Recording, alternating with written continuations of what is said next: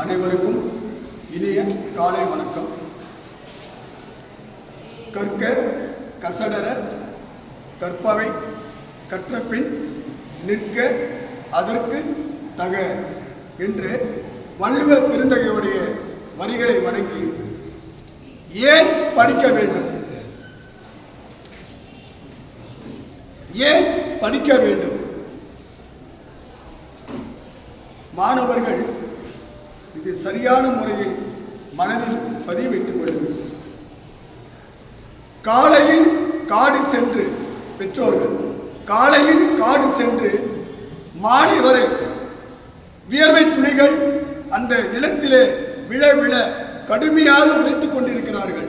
யாருக்காக? ஏன் அவங்க உழைக்க வேண்டும்? நீ ஏன் படிக்க வேண்டும்? மாணவர்கள் இது மனதில் பதிய வைக்க வேண்டும். காலை முதல் மாலை வரை கடுமையாக உழைத்து வியர்வை துளிகள் இந்த நிலத்தில் சிந்த சிந்த அந்த பயிர் நல்ல விளைய பெற்றோர்கள் உழைத்துக் கொண்டிருக்கிறார்கள். மாணவர்கள் நீங்கள் உங்களுடைய பேனா, உங்களுடைய பேனாமை அந்த தாளில் விழ விழ நீ படித்துக் கொண்டிருக்க வேண்டும் என்பதற்காக அவர்களுடைய வியர்வை துளி அந்த நிலத்திலே சொட்ட சொட்ட விழுந்து கொண்டிருப்பது நீங்கள் நினைத்து பார்க்க வேண்டும்.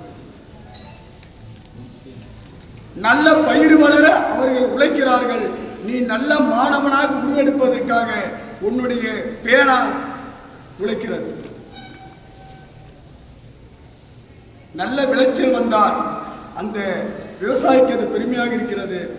நல்ல மாணவனாக நீ உருவெடுக்கும் பொழுது உங்க பெற்றோர்களுக்கு மகிழ்ச்சியை தருகிறது.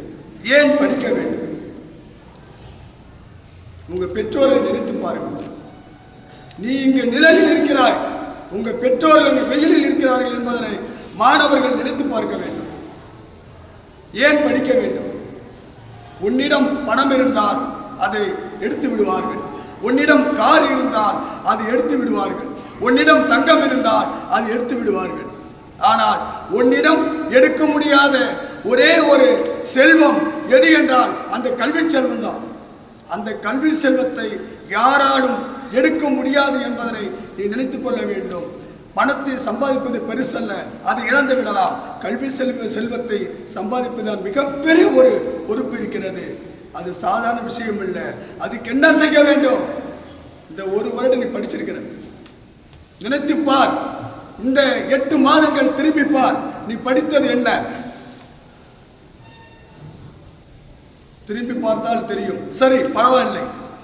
அனைவரும் 8 மாதங்கள் சரியாக படித்திருப்போமா என்று நம்ம சிந்தனை செய்தாலும் திரும்பி பார்த்தால் நமக்கு தெரியும். என்ன திரும்பி பார்த்தால் அந்த 8 மாதங்கள் நாம் படிக்கவில்லை, நான் விளையாட்டுத்தனமாக இருந்து விட்டேன் என்று ஒரு சில மாணவர்கள் நினைத்திருந்தாலும் பரவாயில்லை. இன்று முதல் இப்பொழுதே இந்த நிமிடம் வரை, இந்த நிமிடத்திலிருந்து நீ தொடங்கினால் கூட இந்த அரசு பொது தேர்வில் நீ வெற்றி பெற்று விடலாம் என்பதனை மனதில் வைத்துக்கொள். பரவாயில்லை, சென்றது சென்றதாக இருக்கட்டும். இனி வரும் காலங்கள் பொன்னான காலங்களாக இருக்கட்டும்.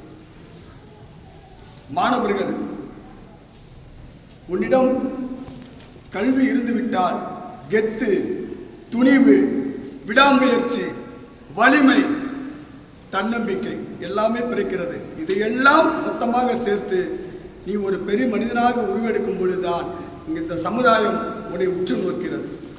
ஒரே ஒரு விஷயம் நீங்க எடுத்துங்க. கத்தி முனையை விட பேனாவுடைய முனைக்கு வலிமை அதிகம் என்று அறிஞர்கள் கூறுகிறார்கள். அந்த பேனாவை இனியாவது கையில் எடு, அந்த பேனாவை இனியாவது கையில் எடு. தெளிவாக படி, படித்தது மனதில் பதி. நிற்க அதற்கு தக, அதன்படி நட, வாழ்க்கை ஒளிரும். மாணவர்கள் ஒரே ஒரு விஷயம் தெரிந்து கொள்ள வேண்டும். ஆசிரியர் கண்டிப்பதனால் நீ கழிப்பறை கல்வெட்டில் எழுதுவது மட்டும் உன்னுடைய செயல் அல்ல. கழிப்பறை கல்வெட்டில் எழுதுவது உன் செயல் அல்ல.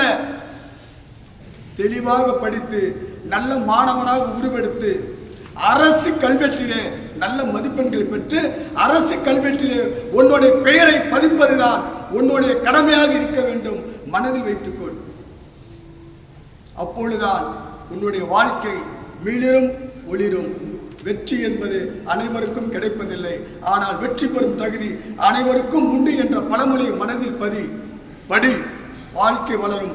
மதிப்பெண்கள் மட்டுமே உன்னை தூக்கி நிறுத்தும். நன்றி, வணக்கம்.